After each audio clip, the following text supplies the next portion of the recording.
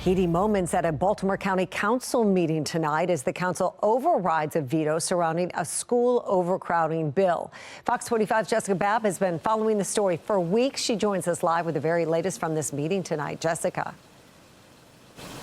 So the bill tonight, it will essentially limit development in certain areas where there are overcrowded schools. The county executive vetoed it a few weeks ago, saying he had concerns that it could violate the county's charter, could open the county up to lawsuits, or even prevent more affordable housing from being built in the county.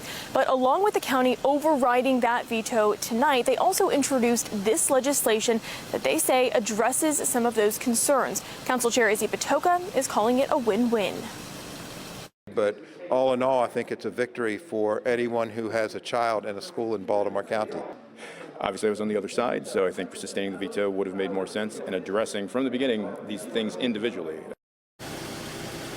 In a statement, in part, the county executive says the introduction of the, quote, Band-Aid bill to address the concerns is convoluted, but hopes council will use this as an opportunity to engage with school and housing officials to reduce overcrowding and meet obligations to expand housing.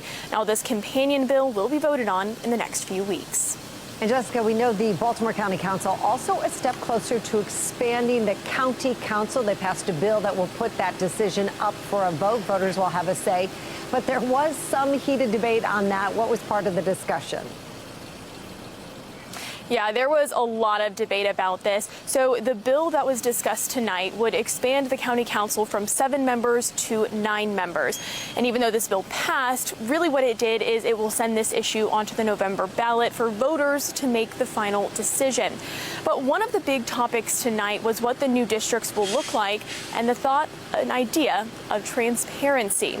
Now, the current council structure was adopted back in the 50s, but since then the population in Baltimore County has obviously grown. And a work group recommended the council expansion so council members can better serve their constituents, some arguing they want to create room for more diversity on the council. But again, a big concern was about the map included with the bill laying out the new districts. Council members like Pat Young wanted to make sure the community had a say.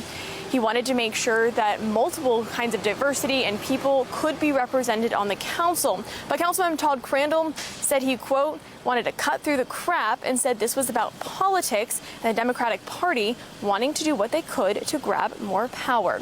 But again, this bill will end up on the November ballot for voters to make the final decision. And if passed, it could cost the county millions. And here's what taxpayer advocate David Williams had to say. Having a larger council doesn't necessarily mean it's going to be more diverse. It just means you're going to have more council members. Expanding the council is going to cost potentially a lot of money to taxpayers.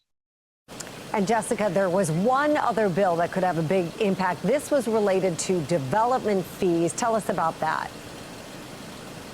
So these fees are essentially levied on new home construction.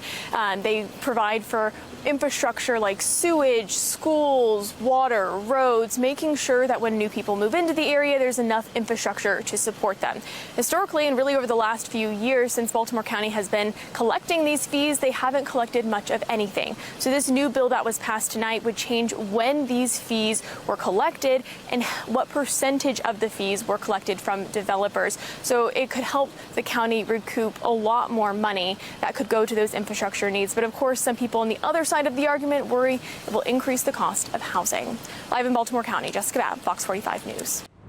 I'm Mary Bubala. Thank you for watching. Here's another video for you to watch. Also take some time to subscribe to our YouTube channel.